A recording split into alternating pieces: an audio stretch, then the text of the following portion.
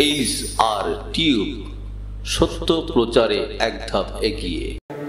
খলিফাতুল মুসলিমিন আমিরুল মুমিনিন হযরতে আবু বকরের জামানা চলে আসলো। দীর্ঘদিন পর্যন্ত তিনি খলিফা ছিলেন, এরপরে তিনিও ইন্তেকাল করলেন। তার ইন্তেকালের পরে এমন একজনকে আল্লাহ খলিফা বানালেন, হযরত ওমরকে, যার নাম শুনলে শয়তানও রাস্তা দিয়ে আসে না। কথা বলেন না কেন?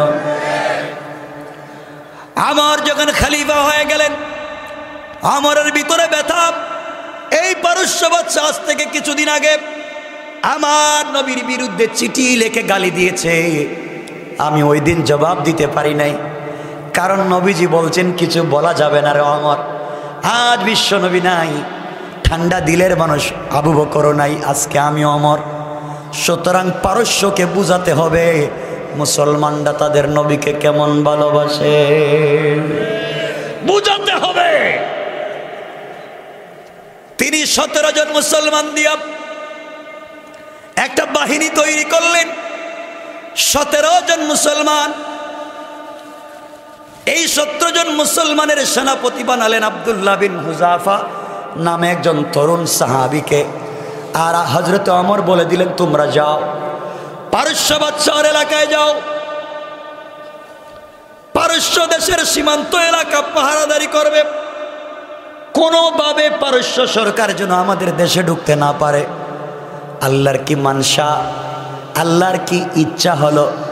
17 জন মুসলমান যখন গেলেন, পারস্য দেশের সীমান্ত এলাকা পাহারাদারি করেন। কিছুদিন পরে এই 17 জন মুসলমান পারস্য বাদশার গোয়েন্দাদের হাতে ধরা পড়ে গেলেন। কয়জন? 17 জন। এদিকে পারস্য বাদশা বলে দিয়েছে মুসলমানদেরকে, তোমরা যদি ধরতে পারো মারবা না, আঘাত করবা না, তোমরা আমার কাছে আস্ত জীবিত নিয়ে আসবা। আমি পরীক্ষা করতে চাই, দুনিয়া লিখে দিলে ঈমান ছাড়তে চায় না, তাদেরকে গুলি করলে তাদের নবীর নাম জবান থেকে মুছতে চায় না। আমি তাদের পরীক্ষা করব তারা তাদের নবীকে কেমন ভালোবাসে। কান সুবহানাল্লাহ। তোমাদের কাজ কি স্পিরিট দিচ্ছে ঘটনা দিয়া। আমার মুসলমান বন্ধুগণ, এক পর্যায়ে 17 জন মুসলমান ধরা পড়ে গেলেন। পারস্য বাদশার সামনে হাজিরি করে দেয়া হলো। বাদশা জিজ্ঞাসা করলো, তোমাদের 17 জনের মধ্যে সেনাপতিকে, রাহবারকে, লিডারকে? সবাই দেখাইয়া দিলেন এই যে ছোট্ট 17, 18, 19 বছরের তরুণ আব্দুল্লাহ বিন হুযাফা রাদিয়াল্লাহু তাআলা আনহু। পারস্য বাদশা বলে, আব্দুল্লাহ বিয়ে করছো? কয় না। বাদশা চিন্তা করলে এদেরকে ঈমান কেমনে নষ্ট করা যায়, আমার হাতে বন্দী। বাদশা প্রথম 1 নম্বর টার্গেট নিল, ডাক দিয়া বলল, আব্দুল্লাহ বিয়ে শাদী করো নাই, যৌবনের ইচ্ছার চাহিদার কথা বুঝো নাই। আমি মনে করি তোমরা কালিমা ছেড়ে দাও। 1 নম্বরে বলেছে, তোমরা মনে করো শুধু এই কথা, তোমাদের নবী তো ইন্তেকাল করেছেন, তোমরা মনে করো যে তোমাদের এই জায়গায় তোমাদের নবীকে ধরা হয়েছে, আটকানো হয়েছে, তোমাদের নবীকে নির্যাতন করা হচ্ছে। এই কথা মনে মনে যদি বলতে পারো তোমাদেরকে ছেড়ে দেব। তোমাদের নবী তো দুনিয়ায় নাই, তিনি তো ইন্তেকাল করেছেন, শুধু মনে মনে কি মনে করতে পারবা? আব্দুল্লাহ বিন হুযাফা বললেন, বেয়াদব, আমার নবী দুনিয়ার জমিনে নাই, আখেরি জামানার পয়গম্বর বিশ্ব নবী মদিনার জমিনে শুয়ে আছেন, আর তোমরা মনে করো আমার নবীকে আমার জায়গায় বন্দী করেছ। এই কথা বিশ্বাস করব? 1 কোটি গুলি করতে পারো, ব্যানেট দিয়ে কুচায়া কুচায়া শহীদ করে ফেলতে পারো, 1 সেকেন্ডের জন্যে জবান দিয়ে কথা বলা যাবে না। আল্লাহু আকবার। অথচ নবীজি নাই দুনিয়ায়, শুধু এই কথাটা মুখ দিয়া বলা, তাও মানতে নারাজ। বাদশাহ বলল, আব্দুল্লাহ তাইলে শোনো, তুমি আমাদের হাতে ধরা পড়েছ, নির্ঘাত তুমি মরে যাবা, তোমাকে নির্মমভাবে মারা হবে। বাঁচতে যদি চাও এই মুহূর্তে কালিমা ছেড়ে দাও, কালিমা ছেড়ে দিলে তোমাকে ছেড়ে দেওয়া হবে। আব্দুল্লাহ 17 জন সাথী দাঁড়িয়ে গেলেন আর বললেন, পারস্যের বাচ্চা শুনো, আমাদের 17 জনকে তুমি হাজার হাজার গুলি করে ফাঁসি দিয়ে শহীদ করে দিতে পারো, কথা দিলাম যতক্ষণ পর্যন্ত জিহ্বা নড়ে, চোখের পাতা নড়ে, ততক্ষণ পর্যন্ত কোনোদিন ঈমান বিক্রি করতে পারি না। বাচ্চা বলছে, আব্দুল্লাহ এক কাজ করো, আব্দুল্লাহকে ডাইকা নিস, এক কাজ করো, তোমাকে ছেড়ে দিব, তুমি যদি কালিমা ছেড়ে দিতে পারো আমার দেশের অর্ধেক তোমার নামে লিখে দিব, আমার একটা মেয়ে আছে, এই মেয়েকে তোমার কাছে বিয়ে দিব, তুমি কালিমা ছাড়তে পারবে? আব্দুল্লাহ বিন হুযাফা ডাক দিয়ে বলেন, বাদশা তুমি তোমার দেশের অর্ধেক আমার নামে লিখে দেওয়ার কথা বলেছ, এই পৃথিবীর পূর্ব থেকে পশ্চিম, উত্তর থেকে দক্ষিণ, গোটা দুনিয়া যদি আমার নামে লিখে দাও, বিশ্বের সুন্দরী মেয়েদেরকে আমার কাছে বিয়ে দাও, আর আসমানের চন্দ্র সূর্য আমার হাতে উঠাইয়া দেও, সব কিছুকে লাত্তি দিয়ে ফেলে দিতে পারি, একটা সেকেন্ডের জন্যে আল্লাহর কালিমা ছেড়ে দেওয়া যায় না। বাচ্চা কই এত পাওয়ারফুল ইমান। আমরা হইলে আমাদেরকে যদি কেউ বলে যে হুজুর 2-4টা উল্টা পাল্টা কথা বলতে পারবেন, মোটামুটি 2-4টা বললে হবে, আপনাকে বনানী গুলশান বাড়িধারা ধানমন্ডিতে 10 শতক জায়গা দিব, 1 শতকের দাম 10 কোটি, 10 শতকের দাম 100 কোটি টাকা আপনাকে দেওয়া হবে, আপনি কি বলতে পারবেন? আমরা হলে বলতাম 2-4টা কেন, 2-4 মাস বলতে পারবো, আমাদের টাকার দরকার। কথা বলেন না কেন? আমরা এত খারাপ হয়েছি। বাদশাহ যখন কোনোভাবে পারে নাই, 3 নাম্বার বাদশাহ এখন কি করবে, সবাইকে নিয়ে পরামর্শ করতে বসছে, কি করা যায়। আমার বন্ধুগণ সবাই পরামর্শ দিতে লাগলো, বাদশাহ এই সবগুলো না জওয়ান আর তরুণ,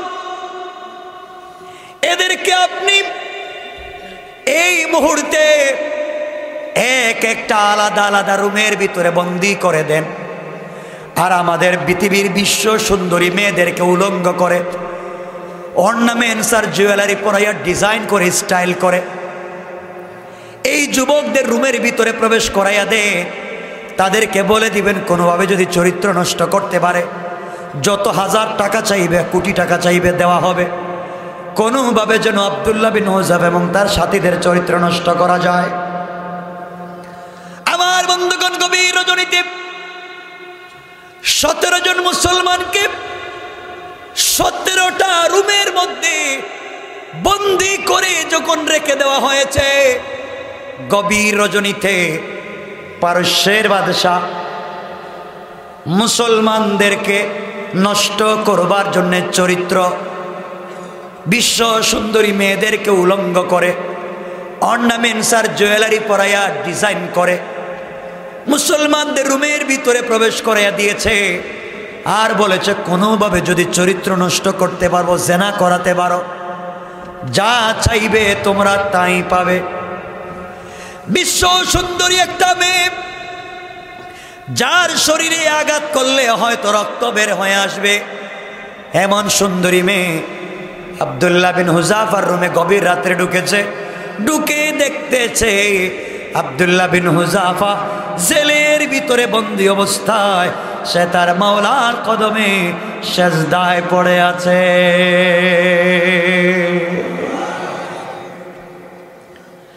মেয়েটা ঘরের ভিতরে ঢুকে প্রথমে পুরা রুমের ভিতরে একবার ঘোরাঘুরি করেছে, কোনোভাবে আকৃষ্ট করবার চেষ্টা করেছে, ঘোরাঘুরি করে আব্দুল্লাহ বিন হুযাফা নামাজের সালাম যখন ডান দিকে ফিরাবেন, ডান পার্শ্বে বসে আছে, মনে মনে চিন্তা করে যুবক যখন ডান দিকে সালাম ফিরাবে আমাকে দেখবে, আমার বডির দিকে তাকালে, স্ট্রাকচারের দিকে তাকালে সব কিছু বলে যাবে, জেনা করবে, চরিত্র নষ্ট হয়ে যাবে। এই চিন্তা করে হাজার কোটি টাকার বিনিময়ে মেয়েটা এখানে এসে বসে আছে। আব্দুল্লাহ বিন হুযাফা কেমন মুসলমান শুনো, নামাজের বৈঠকে গিয়া তাশাহুদ পড়ে যখন সালাম ফিরাতে গেলেন, মেয়েটা বসে আছে, ডান দিকে সালাম ফিরালেন, বাম দিকে সালাম ফিরালেন। কে তার কাছে বসা আছে তিনি জানতে চাইলেন না, কে বসা আছে দেখতেও চাইলেন না। তিনি সালাম ফিরাইয়া আবার আল্লাহু আকবার বলে নামাজে দাঁড়াইয়া গেলেন। কান সুবহানাল্লাহ। মেয়েটা আশ্চর্য হয়ে গেল, আমি একজন যুবতী নারী, বিশ্ব সুন্দরী মেয়ে, একটা তরুণের রুমে ঢুকেছি, কোনোভাবে আকৃষ্ট করতে পারলাম না। এগুলা করতে করতে সকাল হয়ে গিয়েছে, কোনোভাবে আব্দুল্লাহ বিন হুযাফা একবার তাকালেন না। সকালবেলা মেয়েটা গিয়ে বাদশার কাছে রিপোর্ট করছে, বাদশা জাহাপনা, আপনি যার কাছে আমাকে পাঠালেন যেই যুবকের চরিত্র নষ্ট করার জন্যে, আমার মনে হয় এটা মানুষ হতে পারে না, এটা আল্লাহর কোনো ফেরেশতা। আমার দিকে তাকায় নাই। ও বাদশা, আমি যদি আরো 1 ঘন্টা ওই ভিতরে থাকতাম তাহলে তার নূরের আকর্ষণে আমিও কালেমা পড়ে মুসলমান হয়ে যেতাম। কোন সুবহানাল্লাহ। বাদশা চিন্তা করে, এদের ইমান এত মজবুত, এত কঠিন ইমান। আবার সবার সঙ্গে পরামর্শ করতেছে কি করা যায়। এবার সবাই পরামর্শ দিল, বাদশা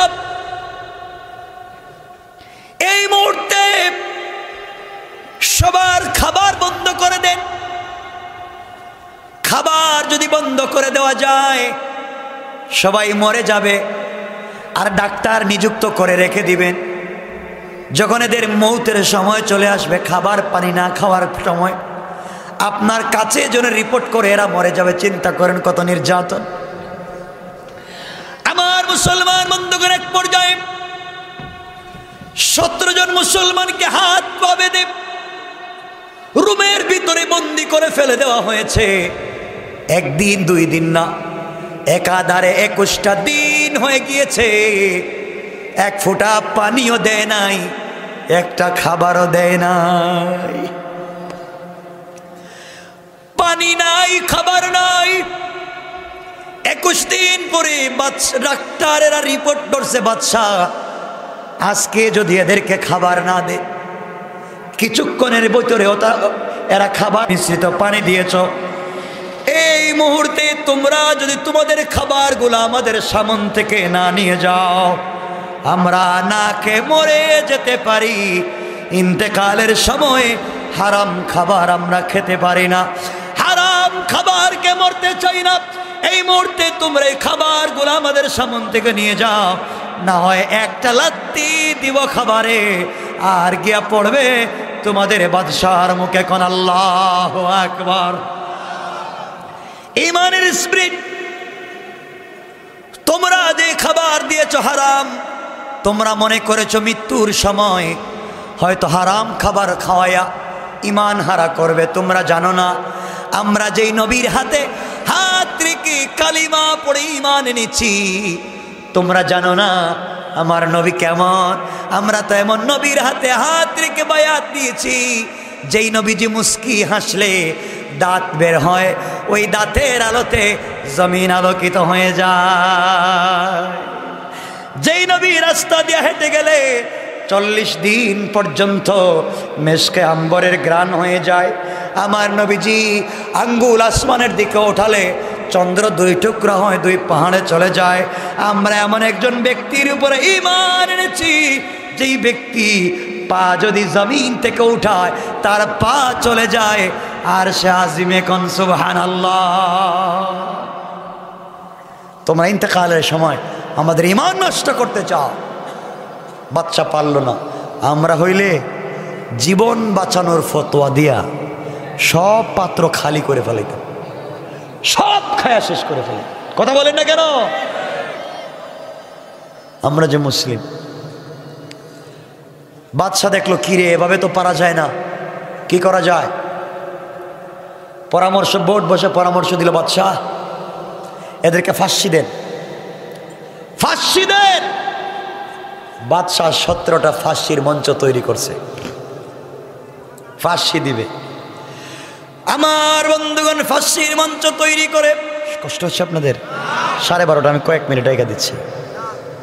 আর আমি জানি কষ্ট হচ্ছে, এত রাত্রে শোনেন, এত রাত্রে কথা বলা ঠিক না। আমার বন্ধুগণ, 17টা ফাঁসির মঞ্চ তৈরি করা হলো, আর মুসলমানদেরকে ফাঁসির দড়িতে ঝুলাইয়া যখন হত্যা করা হবে, সবার আগে আব্দুল্লাহ বিন হুযাফার হাত পা বাঁধা হলো। আব্দুল্লাহ বিন হুযাফাকে এই মুহূর্তে ফাঁসি দেওয়া হবে। দড়ি দিয়া বেঁধে যখন ফাঁসির মঞ্চে উঠাইয়া দেয়, আব্দুল্লাহ মুস্কি মুস্কি হাসতেছেন বাদশার চেহারার দিকে তাকাইয়া। পারস্যের বাদশা বলে, আব্দুল্লাহ, মরে যাওয়ার সময় তো কান্না করার কথা, ফাঁসির মঞ্চে যাওয়ার সময় তুমি হাসো কেন? আব্দুল্লাহ বিন হুযাফা ডাক দিয়ে বললেন, পারস্যের বাদশা, তুমি ফাঁসি দিচ্ছ, আমি হাসতেছি, কারণ ফাঁসির মাধ্যমে আমি মরি না, আমি বেঁচে যাই।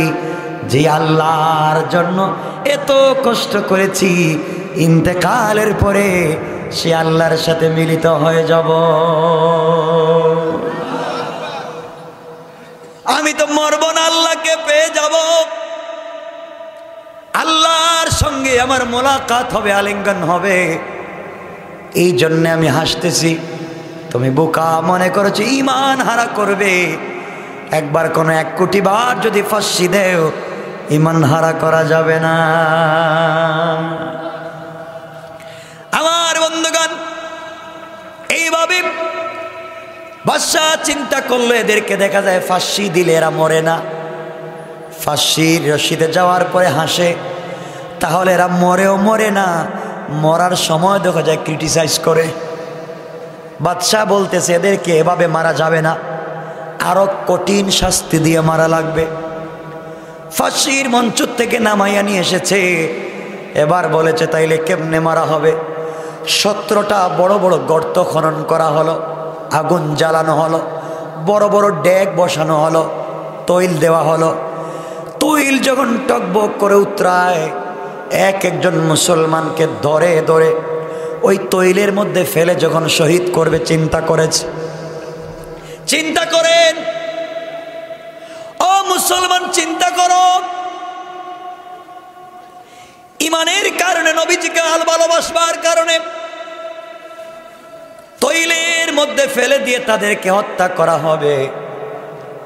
17 জন মুসলমানের মধ্যে একজন সাধারণ মুসলমানকে ধরা হলো, হাত পা বেঁধে যখন তাকে এই উত্তপ্ত আগুনের মধ্যে তৈল টকবক করে ওখানে ফেলে দেওয়া হবে। আব্দুল্লাহ বিন হুযাফা চিন্তা করলেন, সাথীদের জীবন বাঁচানো দরকার, কি করা যায়, কোনো কৌশল করা লাগবে। এমন সময় যাকে ফাঁসির দড়িতে ঝুলানো হবে, তিনি ডাক দিয়ে বললেন, আমার সাথীরা, আমার বন্ধুরা, শোনো, তোমরা আমার জীবন বাঁচানোর জন্যে কাফিরের সঙ্গে স্যাক্রিফাইস করবা না, কনফ্রমাইজ করবা না। তোমরা জানো না, তোমরা মনে করতেছো এই তেলে ফেলে দিলে আমি মরে যাব। আমি গতকালকে রাত্রে আল্লাহর নবী, বিশ্ব নবী, কলিজার টুকরা প্রিয় নবীকে স্বপ্নে দেখেছি। নবীজি আমাকে বলেছেন, ও সাহাবী, তৈলের মধ্যে ফেলে যদি তোমাকে শহীদ করা হয়, তুমি মরে যেতে রাজি হয়ে যাইবা, ঈমান বিক্রি করবা না। আমি আমার বন্ধু আবু বকরকে নিয়া তোমার জন্যে জান্নাতে অপেক্ষা করব। কোন সুবহানাল্লাহ। আমার বন্ধুরা, ঈমানের জন্যে তোমরা স্যাক্রিফাইস করবে না। আমি যেই পথে শহীদ হয়ে যাই, তোমরাও শহীদ হয়ে যাবা। এরপরও কাফেরের বুলেটকে তোমরা কোনোদিন কাফেরের বুলেটের সামনে মাথা নত করবা না। আল্লাহর পয়গম্বর, আখিরি জামানার নবী জনাবে মুহাম্মদুর রাসূলুল্লাহ সাল্লাল্লাহু আলাইহি ওয়াসাল্লাম যখন দুনিয়ার জমিনে দ্বীনের দাওয়াত দিতে লাগলেন, দীর্ঘদিন পরে আল্লাহর পয়গম্বরের কাছে পারস্য বাদশা চিঠি লিখে দিল। পারস্যের বাদশা আমার নবীর বিরুদ্ধে চিঠি লিখল। কি বলতে চাই শুনেন। সাহাবায়ে কেরাম চিঠি পড়লেন, বিশ্ব নবী চিঠি পড়ে কষ্ট পাইলেন, আর সাহাবায়ে কেরামকে বললেন কি করা যায়, ও আমাকে গালি দিয়েছে, আমার যায় আসে না, কি করা যায়, কি করলে পরে আমরা বাঁচতে পারি। পরামর্শ করে সিদ্ধান্ত নেওয়া হলো, ওরা আমাদেরকে গালি দিয়েছে, আমাদের দেশ দখল করবে, আমরা তাদের দেশে আগে যাব, আগে দখল করব। আমরা গরিব, আমাদের টাকা নাই, আমাদের সেনাবাহিনী নাই, মদিনায় ঘর বাড়ি আমাদের নাই। আল্লাহর পয়গম্বর সাহাবায়ে কেরামকে বললেন, ও সাহাবীরা, আমি আমার মায়েদেরকে বলবো, কেমন মা হবেন শুনেন। নবীজি বললেন, সাহাবীরা, পারস্য বাদশা আমাদেরকে হুমকি দিয়েছে, আমাদের অস্ত্র নাই, সেনাবাহিনী নাই, টাকা নাই, পয়সা নাই, আমাদের মদিনা দখল করতে চায়। আমরা গরিব হতে পারি, কিন্তু আমাদের অভিভাবক, আমাদের আল্লাহ তো গরিব না। এই আল্লাহর উপরে বিশ্বাস রেখে, আল্লাহর উপরে ভরসা রেখে চলো আমরা আগে তাদের পারস্য দেশের সীমান্ত এলাকা আক্রমণ করব। ওই সময়ে পারস্যের বাদশাহ দুইজন গোয়েন্দা পাঠাইয়া দিয়েছিল, যাও। ওই চিঠি পাওয়ার পরে মুসলমানদের কি পরিবর্তন হয় তোমরা দেখবে। আমার বন্ধুগণ, আল্লাহর পয়গম্বর সবার সামনে দাঁড়িয়ে বললেন, সাহাবীরা, পারস্যের বিরুদ্ধে যদি যুদ্ধ করতে হয়, আমাদের তো টাকা নাই, পয়সা নাই, মদিনার মধ্যে দুর্ভিক্ষ, সুতরাং যে যেমন পারো জিহাদের ফান্ডে দান করো, জিহাদের ফান্ডকে শক্তিশালী করো, আমরা যুদ্ধ করব। এই কথা ঘোষণা করে দেবার পরে সাহাবায়ে কেরাম যে যার মতো করে সর্বোচ্চটা দিয়ে যাচ্ছেন। মহিলারা নাকের ফুল, কানের দুল, ব্রেসলেট সহ যা পারে দিয়ে যায়। একজন মহিলা আল্লাহর পয়গম্বরের বক্তৃতা শুনবার পরে নিজের শরীরের দিকে তাকায়া দেখে সকল মহিলারা নিজের মতো করে দান করে যায়, নিজে কিছুই করতে পারলেন না। তার ঘরে কোনো খাবার নাই, টাকা নাই, পয়সা নাই, সম্পত্তি নাই। মহিলা চিন্তা করলেন কি করা যায়। বাড়িতে পৌঁছে গেলেন, পৌঁছে যাওয়ার পরে চিন্তা করলেন কেমনে সহযোগিতা করবেন। মনোযোগ দিয়ে শোনেন, মায়েদেরকে কেমন হওয়া লাগবে। মহিলার মনে ইচ্ছা, আমি জিহাদের ময়দানে যাব, না হয় বিশ্ব নবীকে ফান্ডের মধ্যে দান করব, ঘরে গিয়ে কিছুই নাই। হঠাৎ তাকায়া দেখে তার একটা কলিজার টুকরা সন্তান আছে, পড়ে আছে বিছানার মধ্যে খেলা করে। বাচ্চাটাকে সাথে নিয়ে নবীজির দরবারের দিকে দৌড়ায়। রাস্তায় হযরত আবু বকরের সঙ্গে দেখা, বোন দৌড়াও কই। মেয়ে ডাক দিয়া বলছে, আমি বিশ্ব নবীর কাছে যাইতে চাই। আবু বকর বললেন, গিয়ে কোনো লাভ নাই, নবীজি তোমাকে কোনো সহযোগিতা করতে পারবেন না। মেয়েটা ডাক দিয়ে বলছে, আবু বকর, আমি বিশ্ব নবীর কাছে সহযোগিতার জন্য যাই না, আমি যাই এই জিহাদে নবীজিকে সাহায্য করতে। কোন সুবহানাল্লাহ।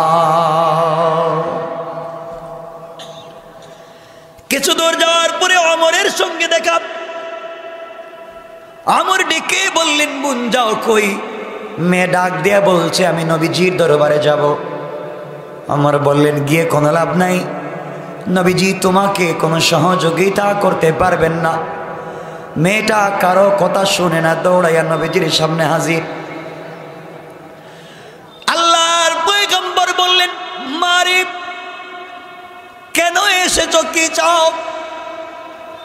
মেয়ে ডাক দিয়া বলছেন, ইয়া রাসূলুল্লাহি, ইয়া হাবিবাল্লাহ, আল্লাহর পয়গম্বর, আমি আপনার কাছে কিছু চাইতে আসি নাই, আমি এই মুহূর্তে আপনার কাছে এসেছি এই জিহাদের ফান্ডে আপনাকে সহযোগিতা করতে চাই।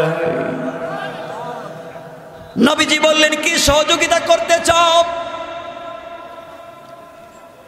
এবার মেয়েটা দাঁড়ায়া চোখের পানি ছেড়ে যে বক্তৃতা দিয়েছে, শোনো মুসলমান। মেয়ে দাঁড়িয়ে বক্তৃতা করে বলছেন, ইয়া রাসূলুল্লাহ, ইয়া হাবিবাল্লাহ, আল্লাহর পয়গম্বর, আপনি যখন জিহাদের ফান্ডের জন্য টাকা কালেকশন করতেছেন, সকল নারীরা সকল পুরুষেরা নিজের মতো করে দিয়ে যায়, আমিও শরীক হতে চাইলাম। ঘরের ভিতরে গেলাম, কিছুই আমার ঘরে ছিল না। এক পর্যায়ে আমার স্বামীর কথা মনে পড়ে গেল। আমার স্বামী আপনার সাহাবী ছিলেন, কিছুদিন আগে আপনার ডাকে সাড়া দিয়ে তিনি জিহাদে গিয়ে শহীদ হয়ে গেলেন।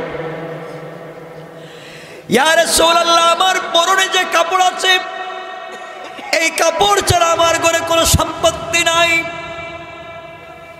আমার ঘরে এক বেলার খাবার নাই। কিন্তু স্বামী যখন জিহাদের ময়দানে চলে যান, যাবার সময় আমি ছিলাম প্রেগনেন্ট, কয়েক মাসের গর্ভবতী ছিলাম। স্বামী আমার হাত ধরে বলেছিলেন, স্ত্রী রে, জিহাদের ময়দানে যদি শহীদ হয়ে যায়, তোমার পেটে আমার একটা আমানত আছে, ছেলে হবে না মেয়ে হবে আমি জানি না, যাই হোক বাচ্চাটা জন্ম নিলে আমি যেই পথে শহীদ হয়ে যাওয়ার জন্য যাই, তুমি আমার বাচ্চাটাকে ইসলামের রাস্তায় দান করে দেবা। ইয়া রাসূলুল্লাহ, আমার স্বামী জিহাদে চলে গেলেন, শহীদ হয়ে গেলেন। কিছুদিন পরে আল্লাহ আমাকে একটা পুত্র সন্তান দিলেন। আপনি যখন জিহাদের ফান্ডে টাকা কালেকশন করতেছেন, গড়ে গিয়ে যখন আমি কোনো সম্পত্তি পেলাম না, তাকায়া দেখলাম আমার এই বাচ্চাটা ঘরের মধ্যে বিছানায় বসে বসে খেলা করে। কিছু যখন আমি পাই নাই, স্বামীর আমানতের কথা, ওয়াদার কথা মনে পড়েছে। এই জন্যে আমি আমার কোলের বাচ্চাকে নিয়ে আপনার দরবারে এসেছি। ইয়া রাসূলুল্লাহ, জিহাদের ফান্ডে আমি কিছুই দিতে পারলাম না, আমি আমার কোলের বাচ্চাটাকে জিহাদের ফান্ডে দান করে দিলাম।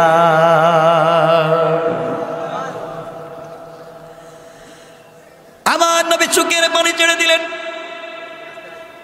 আর ডাক দিয়ে বললেন, মারে, এই বাচ্চা জিহাদের ফান্ডে দিলে কি হবে?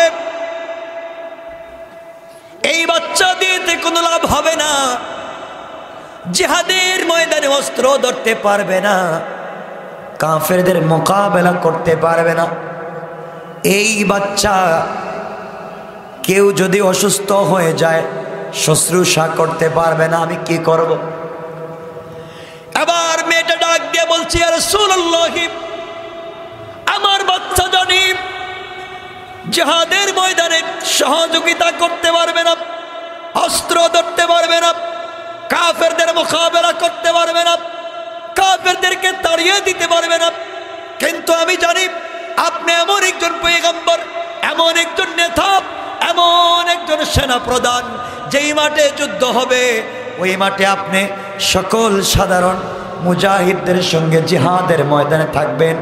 ওই সময় কাফেররা আপনাকে লক্ষ্য করে তীর মারবে, গুলি করবে, নেজা মারবে, বল্লম মারবে, ইট পাটকেলের আঘাত করবে। পয়গম্বরে আরবি আপনার দিকে কাফেররা বৃষ্টির মতো আঘাত করবে। যেই দিক থেকে বেশি বেশি তীরের আঘাত আসবে, ওই দিকে আপনি আমার বাচ্চাটাকে ঢাল বানাইয়া রেখে দিবেন। আবার বাচ্চার শরীরে বুকে এসে হাজার হাজার তীর বিঁধে যাবে। ফিনকি দিয়ে রক্তে বের হবে, আমার বাচ্চা চিৎকার করে শহীদ হয়ে যাবে, আমি শহীদের মা হয়ে যাব। এর মাধ্যমে কলিজার টুকরা বিশ্ব নবী পৃথিবীর জমিনে জিন্দা থাকবে। তার চাইতে বড় আনন্দের আর কিছু হতে পারে না। আল্লাহু আকবার বলে। ওদের যুদ্ধে এক মা জিহাদের ময়দানের দিকে দৌড়ায়। গোটা বিশ্বে মদিনায় খবর হয়ে গেল আল্লাহর পয়গম্বর উহুদের যুদ্ধে শহীদ হয়ে গিয়েছেন। খবর পৌঁছে যাওয়ার পরে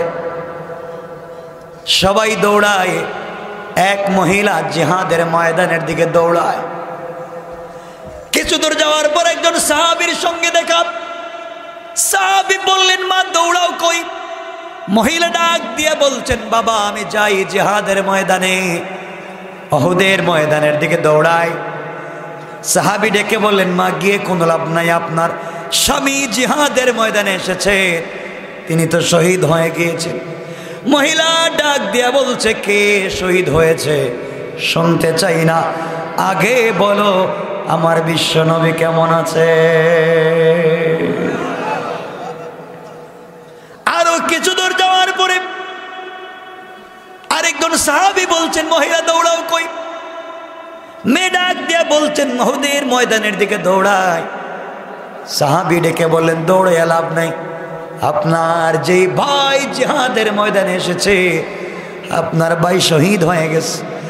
মহিলা ডাক দিয়া বলেন, কে সাহাবী? আমার ভাই শহীদ হয়েছে শুনতে চাই না, আগে বলো দিনের নবী বিশ্ব নবী কেমন আছেন। কোন সুবহানাল্লাহ। আবার দৌড়াতে লাগলেন। কিছু দূর যাওয়ার পরে আরেকজন সাহাবীর সঙ্গে দেখা। সাহাবী ডেকে বললেন, মহিলা দৌড়াও কই? মহিলা বললেন, উহুদের ময়দানে যাই, গিয়ে কোনো লাভ নাই, আপনার যেই ছেলে জিহাদের ময়দানে এসেছে শহীদ হয়ে গিয়েছে। আরো কিছু দূর গেলেন, আরেকজনের সঙ্গে দেখা। তিনি বলছেন, মহিলা দৌড়াও কই?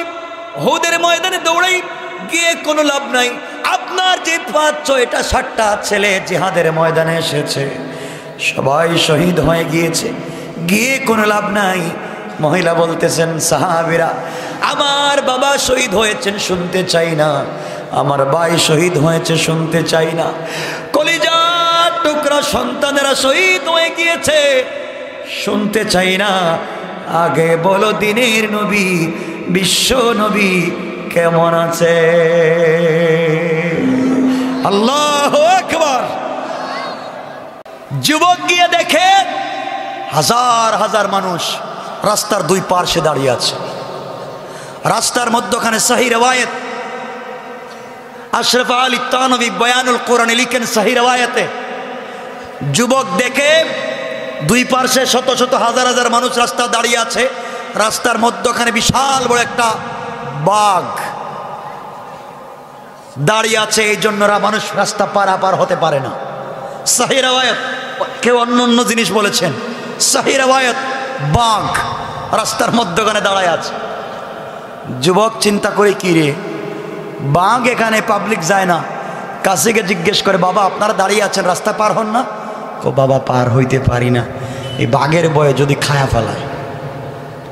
যুবক কয়, তাইলে পরীক্ষা হয়ে যাক, এই মাত্র কালিমা পড়ে আসছি, পরীক্ষা হয়ে যাক, আমি মাত্র কালিমা পড়ে আসলাম, পরীক্ষা হবে এখন।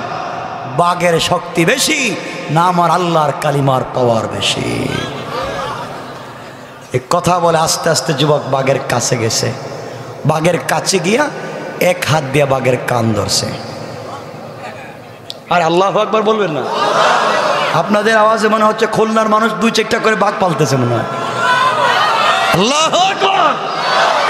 একটা মানুষ, এক যুবক আর বাঘের কান ধরছে। এখানে প্লাস্টিকের একটা বাঘ রাখলে কাউরে খুঁজি পাওয়া যাবে না, ঠিক না?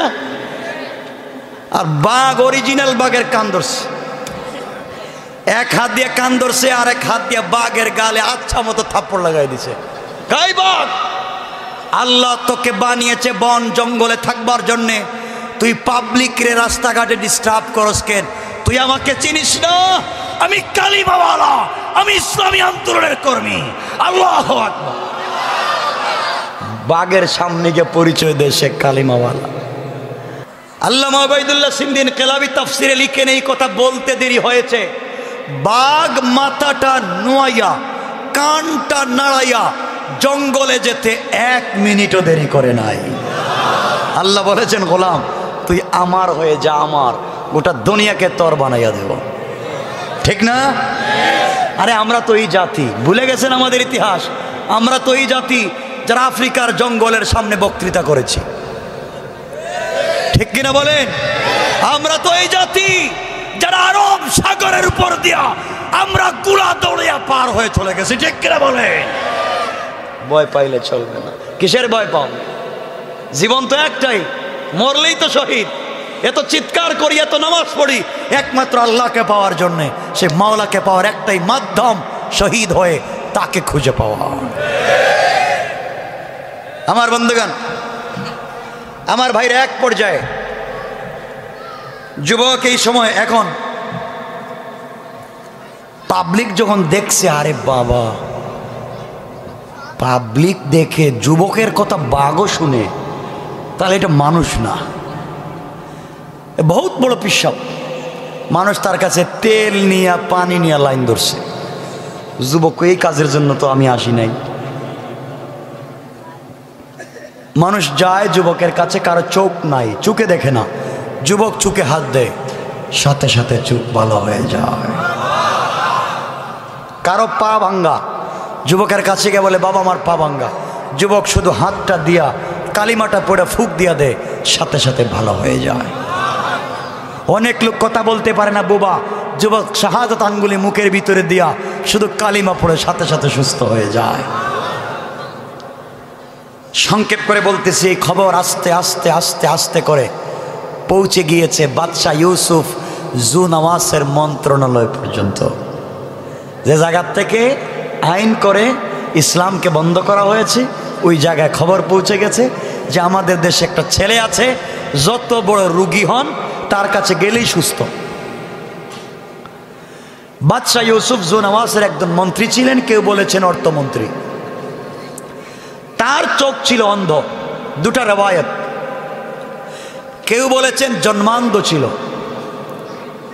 আর কেউ বলেছেন কুষ্ঠরোগ হওয়ার কারণে চোখ নষ্ট হয়ে গেছে। কিন্তু খুব ব্রেইনিস্ট হওয়ার কারণে, বুদ্ধিমান হওয়ার কারণে বাদশাহ তাকে মন্ত্রণালয়ের দায়িত্ব দিয়েছে। উনি যখন জানতে পারলেন যে যুবক আছে আমাদের দেশে, তার কাছে গেলেই চোখ ভালো হয়ে যায়, কে না চাইবে? মন্ত্রী টাকা পয়সা উপহার উপঢৌকন গিফট নিয়ে একদিন সকালে আব্দুল্লাহর বাড়িতে হাজির। বাবা, আমি চোখে দেখি না, আমি তোমার কাছে এসছি, তুমি নাকি চোখ ভালো করে দাও, আমার চোখটা ফিরাইয়া দাও। বাবা, আমার চোখটা তুমি ফিরাইয়া দাও। আব্দুল্লাহ কয়, চোখ তো আমি দিতে পারি না, চোখ দেন আমার আল্লাহ। আল্লাহু আকবার বললেন না? যে মন্ত্রীর সিগনেচারে এই দেশ থেকে কালিমা বন্ধ হয়েছে, আজকে এই মন্ত্রীর সামনেও কালিমার আওয়াজ হচ্ছে। মন্ত্রী কয়, কি কো? আল্লাহ চোখ দিছে মানে? আমাদের আল্লাহ তো ইউসুফ জুনাওয়াস, আমাদের খোদা তো আমাদের বাদশাহ, আমরা তাকেই পূজা দেই, তার পায়েই তো আমরা সেজদা দেই। আব্দুল্লাহ বলছে, ইউসুফ জুনাওয়াস খোদা না, ও আস্তা বেহুদা বাটপার। কথা বলেন না কেন? ও যদি খোদা হবে তাহলে নিজের দেশ কি খোদা নিজে রক্ষা করতে পারে না? আর একজনকে কি জাদুবিদ্যার জন্য পাঠাইতে হয়? কথা কন না কেন? হ্যাঁ, যদি নিজে খোদা হবে, এত সুন্দর করে গোটা দুনিয়াটা বানাইছে, আর নিজের নাকের সেন্টার ঠিক নেই। মানে ইউসুফ জুনাওয়াস বাদশার নাকের সেন্টার ঠিক নেই, দাঁত মোটা, ঠোঁট মোটা, দাঁত বের হয়ে যায়, পাওয়ার লাইনের মতো ফাড়া ফাড়া, কথা বলতে তুতলা। আব্দুল্লাহ ক মন্ত্রী, যদি বাদশাহ আল্লাহই হবে যে নিজেকে সুন্দর করে বানাইতে পারছে না, এই দুনিয়াটা কেমনে বানাইলো? কথা কন না? ঠিক না? আর মন্ত্রী, আপনি আমার কাছে চৌকের জন্য আসছেন, আপনাদের বাদশাহী যদি খোদা হবে, খোদা কি আপনার চৌকটা দিতে পারে না? কথা বলেন না কেন? মন্ত্রী তো বিপদে পড়লাম। কয় কি চাস? কয় আমি পারি না, আমার আল্লাহ সব পারেন। বাবা আমি তোমাকে চিনলাম না, তোমার নাম কি? আমরা তো এক যুবকরে কোটি কোটি টাকা দিয়ে বিদেশে পাঠাইছি প্রশিক্ষণ দেওয়ার জন্য, ও আসলে এই দেশ থেকে কালিমাওয়ালারে সাইজ করবো। আমি তো এই যুবক। আল্লাহু আকবার বললেন না? তুমি আব্দুল্লাহ? আমি তো আব্দুল্লাহ। করে বাবা কি শিখছ, কি করলা? কয় মন্ত্রী সব ঠিক ছিল, আপনারা টাকা দিয়েছেন, পয়সা দিয়েছেন, গাড়ি দিয়েছেন, বাড়ি দিয়েছেন, আইন করছেন, সব ঠিক, কিন্তু জাদুবিদ্যা শিক্ষা করে আসার পথে আমার আল্লাহ আমাকে উল্টা জাদু কইরা কালিমা পড়াইয়া মুসলমান বানাইয়া মন্ত্রী এখন তোমার সামনে দাঁড় করাইয়া বলতেছেন, মন্ত্রী সাহেব কালিমা পড়ো নাইলে খবর আছে। আল্লাহু আকবার বললেন না? মন্ত্রী কই এখন আমার উল্টা দাওয়াত দেয়, আমার টাকা খাইয়া, আমার টাকা থাইকা এখন আমাকে দাওয়াত দেয়। মন্ত্রী কেন আইছো? বাবা আমি কালিমার জন্য, আমি আইছিলাম চোখ পাওয়ার জন্য। চোখ পাইবেন না? কে? চোখ যদি পাইতে চান আমার আল্লাহর উপরে ঈমান আনা লাগবে। যুবক শুরু করে দিছে কাজ। এখন আমার কাছে যে আসবেন আগে বলবো কালিমা পড়ো, তার উপরে দোয়া করব। দিন প্রচার শুরু করে দিছে। মন্ত্রী কয় আমি যদি কালিমা পড়ি তাইলে মন্ত্রণালয় গেলে তো মাইর খাওয়া লাগবে। কথা বুঝেন না?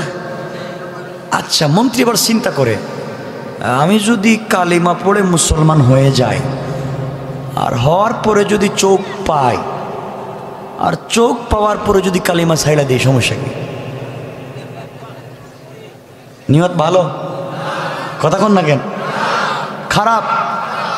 ওর মনে হয় কোনো সম্পর্ক বাংলাদেশে ছিল, ঠিক না বলেন?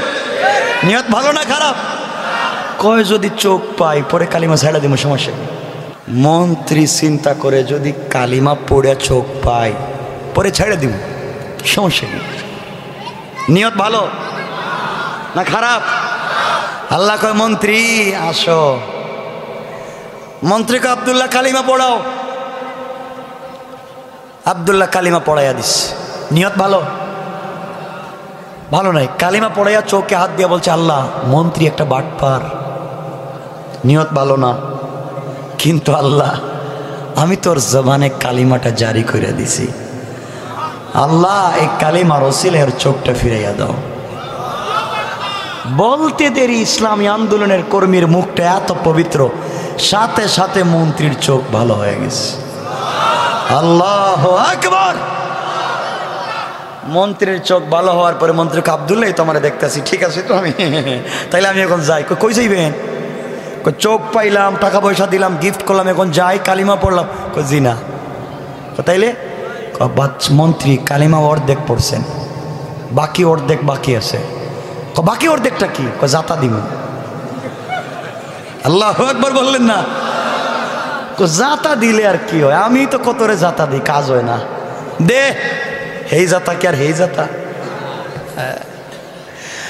আব্দুল্লাহ মন্ত্রীকে বুকের সঙ্গে জড়াইয়া আল্লাহকে ডাক দিয়া বলছে, আল্লাহ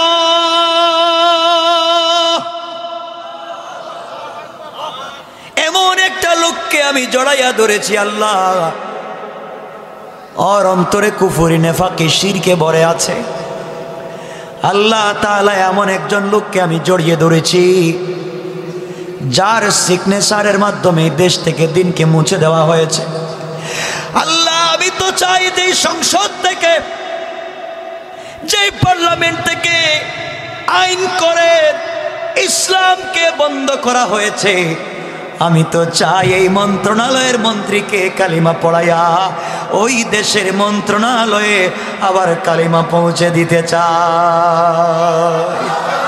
আল্লাহ তাআলা এই মন্ত্রীর অন্তর থেকে কুফরি নাফাকি সবগুলাকে তুমি দূর করে দিয়া তোমার ইলমে মারিফতের নূর দিয়া মুনওয়ার করে দাও। কোন সুবহানাল্লাহ। বলতে দেরি হয়েছে, মন্ত্রী ডাক দিয়ে বলছে, আব্দুল্লাহ তুমি আমাকে ছেড়ে দাও, কসম আল্লাহ পাকের জাতের, এই মুহূর্তে তোমার একটা চাপে আল্লাহর আরশ পর্যন্ত পরিষ্কার দেখা যায়। ছেড়ে দাও। আব্দুল্লাহ ছেড়ে দিছে, দে বলছে মন্ত্রী সাহেব চলে যান। মন্ত্রী কানতে কানতে মাটিতে পড়ে বলছে, বাবা তুই আমারে কি কালিমা পড়াইলে, কি পড়াইলে কালিমা, কি বুকে চাপ দিলে।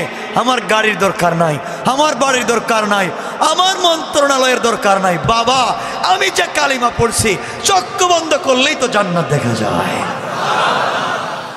কথা দিলাম আব্দুল্লাহ, কথা দিলাম আমিও আর যাব না কোথাও, আমিও তোর সঙ্গে আছি, আমার কিচ্ছুর দরকার নাই। এখন আল্লাহর নামের জিকির চলবে আর দেশের দিনের দাওয়াত চলবে। আব্দুল্লাহ কই জি না। তাহলে কি করব? যেই সংসদ থেকে কালিমা বন্ধ, আপনি সংসদীকে দাওয়াত দিবেন। সুবহানাল্লাহ বললেন না? কৌশলটা কার? সবাই বলেন না? এজন্য আমার আল্লাহ বারবার মনে করাইয়া দেন, ওয়া মাকারু ওয়া মাকারাল্লাহ। কৌশলটা কার? কিরে আইন কইরা না ইসলাম বন্ধ করছিলে, এখন যা ইসলামের তুই নিজে দাওয়াত দে। আমার বন্ধুগণ, কিছু কিচ্ছু বলতে পারবেন না? আরে না, আরে বলেন। শোনেন, রাত্র কয়টা হয়েছে?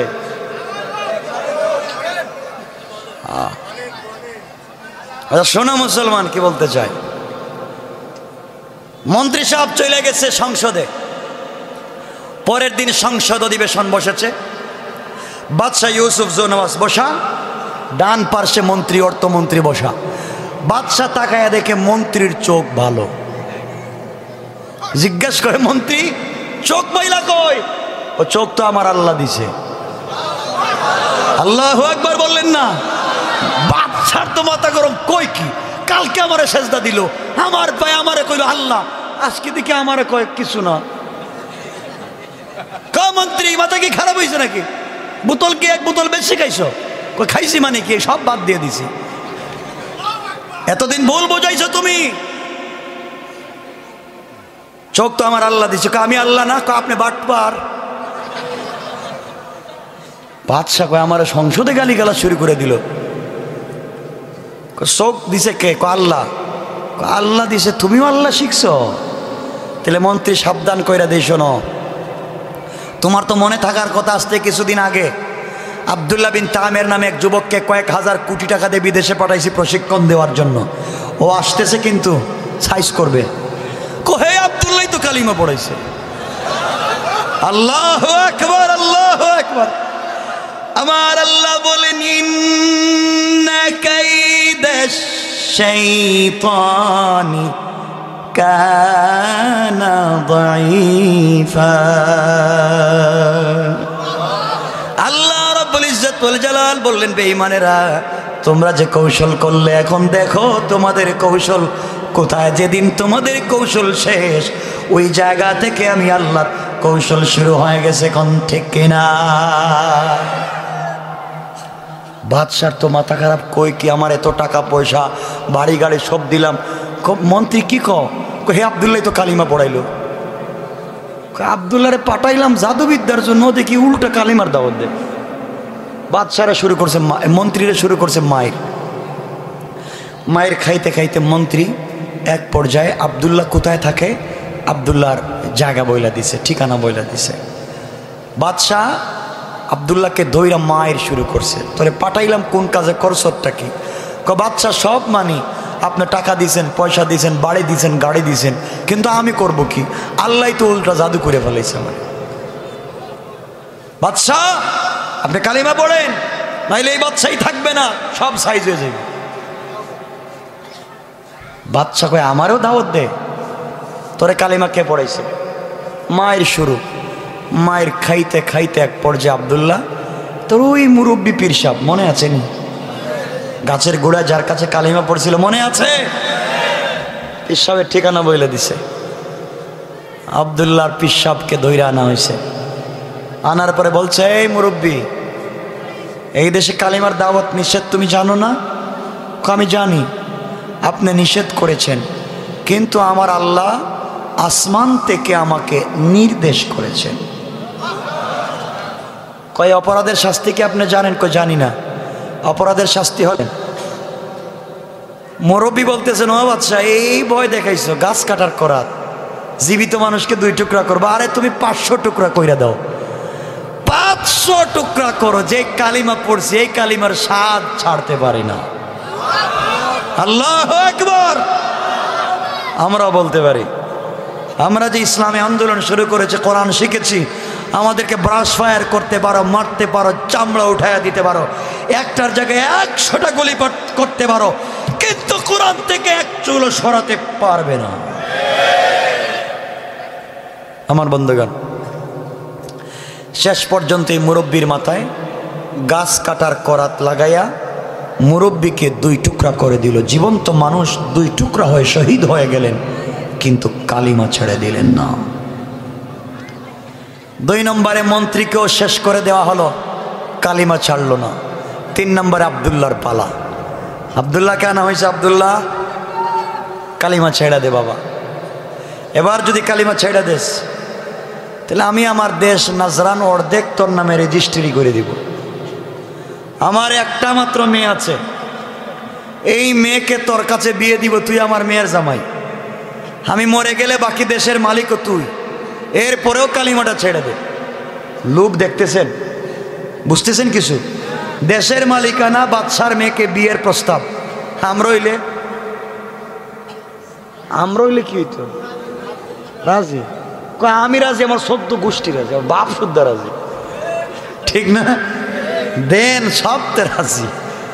কিন্তু আব্দুল্লাহ জবাব দিচ্ছে। আব্দুল্লাহ ডাক দিয়ে বলছে, বাদশা শোনো,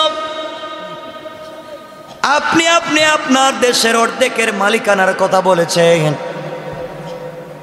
আমি বললাম এই দুনিয়ার পূর্ব থেকে পশ্চিম, উত্তর থেকে দক্ষিণ, গোটা দুনিয়া যদি আপনি আমার নামে রেজিস্ট্রি করে দেন, আসমানের চন্দ্র সূর্য আমার আরেক হাতে উঠাইয়া দেন, বিশ্ব সুন্দরী মেয়েদেরকে এনে আপনি আমার কাছে বিয়ে দেন, কসম আল্লাহ পাকের জাতের, সব কিছুকে লাত্তি মেরে ফেলে দিতে পারি, কিন্তু একটা সেকেন্ডের জন্যে আল্লাহর কালিমা ছেড়ে দিতে পারি না। আল্লাহু আকবার। বাদশা দেখলো সব দিকে ব্যর্থ, কি করবে? তারিখে ইবনে জারির তাবারিতে লিখে, তারিখে খালিকানে লিখে, 70 জন সেনাবাহিনী দিয়া বাদশা আব্দুল্লাহকে পাঠিয়ে দিয়েছে, যাও আব্দুল্লাহরে নিয়ে যাও, পাহাড়ের উপরে নিয়ে, পাহাড় থেকে হাত পা বেঁধে মাটির মধ্যে পাহাড় থেকে ছেড়ে দিবা, যেন হাত পা ভেঙ্গে চুরে চুরমার হয়ে মরে যায়, কষ্ট দিয়ে মারবে। আব্দুল্লাহকে নিয়ে গেছে পাহাড়ে। আমার মুসলমান বন্ধুগণ, গভীর মনোযোগ। আব্দুল্লাহকে যখন পাহাড়ে নিয়ে যাওয়া হলো, পাহাড়ে নিয়ে আব্দুল্লাহকে হাত পা বেঁধে ধাক্কা দিয়ে পাহাড় থেকে নিচে যখন ফেলে দেওয়া হবে, এমন সময় আব্দুল্লাহ চোখের পানি ছেড়ে আল্লাহর কাছে কান্না করে বলছে, আল্লাহ তাআলা, এই দুনিয়ার জমিনে শুধুমাত্র কেবলমাত্র তোমার কালেমার কারণে আমার এই কষ্ট, আমার উপর এত নির্যাতন শুধু তোমার কালিমার কারণে।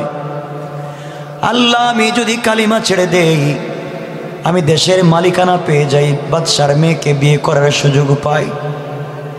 আয় আল্লাহ তাআলা, আমি গোটা দুনিয়ার মধ্যে ক্ষমতাওয়ালা হয়ে যাই, শুধুমাত্র কেবলমাত্র তোমার কালিমার কারণে। আজকে আমি এত নির্যাতনের শিকার, বাড়ি ছেড়েছি, ঘর ছেড়েছি, মা বাপকে ছেড়েছি, সবাই আমাকে ধিক্কার দেয়। আল্লাহ, তোমার জন্য আমি এত কিছু করতে পারলাম, আল্লাহ তুমি কি পারো না তোমার একজন কালিমাওয়ালাকে হিফাজত করতে?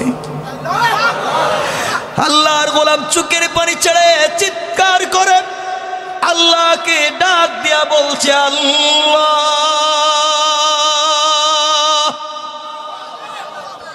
তুমি কি পারো না? আমাকে বাঁচাইয়া দিতে কি পারো না? সাথে সাথে আল্লাহ রহমতের সাগরে জোশ উঠে গেছে। আল্লাহ পাহাড়কে ডেকে বলছেন, পাহাড় রে, ইদা জুলজিলাতিল আরদু জিলজালাহা, পাহাড় ভূমিকম্প শুরু করে দে। পাহাড় কাঁপতে শুরু করলো, ভূমিকম্প শুরু করলো, পাহাড় ফেটে টুকরা টুকরা হয়ে গেল। আব্দুল্লাহকে 70 জন সেনাবাহিনী ছেড়ে দেয়া নিজের জীবনের জন্য যখন দৌড়ায়, আল্লাহ আসমান থেকে 70 জন আযাবের ফেরেশতা পাঠায়া 70 জন সেনাবাহিনীকে ধরে পাহাড়ের মধ্যখানে ঢুকাইয়া পাহাড়কে আগের মতো একত্রিত করে লাগাইয়া দিয়া আব্দুল্লাহ বিন তামেরকে সুস্থ রেখে ভালো অবস্থায় হাঁটাইয়া হাঁটাইয়া বাদশাহ দরবারে পৌঁছাইয়া দিয়েছে। সুবহানাল্লাহ, জোরে পড়েন। বাদশাহ কয়, আব্দুল্লাহ তুমি চইলা আইলা, আমার সেনাবাহিনী 70 জন কই? বাদশাহ এদেরকে দেখছি পাহাড়ের উপরে, আল্লাহুম্মা বিসমিকা। আমো তো আহিয়া কয় ঘুমায় গেছে গা। ঘুমায় গেছে মানে শেষ নাই, শেষ। বাদশার তো মাথা আরো গরম হয়েছে, কই কি আমাকে নিয়ে মস্কারা করে তো শক্তি পাইল কই? আরো 70 জন স্পেশাল সেনাবাহিনীতে বলতে, যাও ওকে নিয়া নৌকা দিয়া সাগরের মধ্যখানে নৌকা ডুবাইয়া ওরে কাদামাটি খাওয়াইয়া মাইরে ভালাও। নিয়ে গেছে 70 জন সেনাবাহিনী সাগরে। এত নির্যাতন কেন? শুধুমাত্র কালিমার দাওয়াতের কারণে। কথা বলেন, আপনার আমার উপরে এই নির্যাতন আসছে, কথা বলেন না কেন? কেন ভয় পাইয়া যাও? কেন থমকে যাও? যুবক এবার চলে গেছে গা। 70 জন সেনাবাহিনী নিয়ে আব্দুল্লাহকে সাগরে নিয়ে গেছে। হাত পা বেঁধে যখন ফেলে দিবে, এবার আব্দুল্লাহ কাঁদতেছে আর বলতেছে, আল্লাহ তুমি যদি এখন আমাকে সাগরে না বাঁচাও, তাহলে কাফেরেরা বলবে তোমার ক্ষমতা পাহাড়ে চলে, সাগরে চলে না। আল্লাহ তোমার ক্ষমতা নিয়ে টিটকারি করবে। আমি জানি তোমার অনেক ক্ষমতা। আল্লাহ তুমি আমাকে এবার সাগরে বাঁচাইয়া দাও। আমি তোমাকে কথা দিলাম, তুমি যদি আবার আমাকে বাঁচাও, আমি আব্দুল্লাহ এই নাজরানের পুরা দেশের সকল জনগণের কানে কানে আবাল বৃদ্ধ বনিতা সবার কাছে তোমার কালিমার দাওয়াত পৌঁছায়া দেব। আল্লাহু আকবার বললেন না? আল্লাহ রহমতের সাগরে জোশ উঠে গেল। আল্লাহ সাগরকে বললেন, সাগর উত্তাল হয়ে যা। সাগর উত্তাল হয়ে গেল, এদের নৌকা ভেঙ্গে টুকরা টুকরা হয়ে গেল। আল্লাহ যখন আব্দুল্লাহকে ছেড়ে দিয়ে নিজের জীবন বাঁচানোর জন্য সাঁতরায়, আল্লাহ আসমান থেকে 70 জন আযাবের ফেরেশতা পাঠাইয়া এই 70 জনকে ধরে কাদামাটি খাওয়াইয়া ফেরাউনের মতো পানির নিচে ছেড়ে দিয়া আব্দুল্লাহকে সুস্থ রেখে ভালো অবস্থায় পানির উপর দিয়া হাঁটাইয়া হাঁটাইয়া বাদশাহ দরবারে পৌঁছাইয়া দিয়েছে। বাদশাহ কয়, আব্দুল্লাহ কি রে, তুই আইলাম আমার সেনাবাহিনী কই? এরা দেখতেছে গোসল করতেছে। গোসল করতেছে মানে? কয় নাই, শেষ। বাদশাহ চিন্তা করে, প্রতিদিন যদি 70 জন করে যায়, মাস শেষে দেখবো কেউ নাই। কথা বলেন না কেন? আল্লাহ কয় প্রতিদিন 70 জন করে দেখ, কার সাথে তুই খেলা করবে। খালি খেলা করবা, খেলা খেলা হবে, খেলা হবে। খেলা শুরু করার পরে যে জুতার মিছিল হয় দেখো না, ঠিক কিনা বলেন? খালি খেলা হবে। শোনেন, সামনের দিকে যাই। বাদশাহ এবার নিজেই বলতেছে, আব্দুল্লাহ তুই নিজে কতরে কেমনে মারা যায়? আচ্ছা, এই কথা কোনো পাগলে কোনোদিন বলবে যে আমি নিজে বলবো আমারে কেমনে মারা যায়? আব্দুল্লাহ কই, এই সুযোগ পাইলাম তোরে সাইজ করার। আল্লাহু আকবার বলবেন না? আব্দুল্লাহকে, বাচ্চা আমাকে মারবার কৌশল আমি বইলা দিতে পারবো, শর্ত আছে। যত শর্ত দিবে সব মানতে রাজি, কিন্তু তুই মরবে কিনা এইটা কও। মরবো। আমাকে যদি মারতে হয় আব্দুল্লাহ চিন্তা করে, আমি একজন মরে গেলে সমস্যা কি? আমি যদি শহীদ হয়ে যাই আর আমার শাহাদতের বিনিময়ে যদি গোটা দেশে দিন জিন্দা হয়ে যায়, তাহলে আমি একদিন মরেও বেঁচে গেলাম। কয়, আমি তো আল্লাহর সাথে ওয়াদা দিয়েছিলাম সারা দেশে দিন জিন্দা করব, সকল মানুষের কাছে কালিমার দাওয়াত দিব, এই সুযোগ তো আমার নাই, আমি তো জেলখানায় বন্দি, ঠিক না? তাহলে আমি বাচ্চারা কৌশল কইরা আমি যদি মইরাও যাই দেশের দিন জিন্দা কইরা যাব। আল্লাহু আকবার। আমার মুসলমান বন্ধুগণ, গভীর মনোযোগ। এইবার আব্দুল্লাহ ডাক দিয়া বলছে, বাদশা শুনো, আপনি পুরা দেশে 3 মাস আমার নামে মাইকিং করবেন। পুরা দেশের আবাল বৃদ্ধ বনিতা নারী পুরুষ শিশু বাচ্চা যারা আছে সবাইকে একটা মাঠে জমা করবেন, এক জায়গায় নিয়ে যাবেন, ওই জায়গায় আমাকে নিয়ে যাবেন। দেশের একজন জনগণ যত বাড়িতে না থাকে সবাই যেন মাঠে আসে, ওই জায়গায় আপনি আমাকে নিয়ে যাবেন।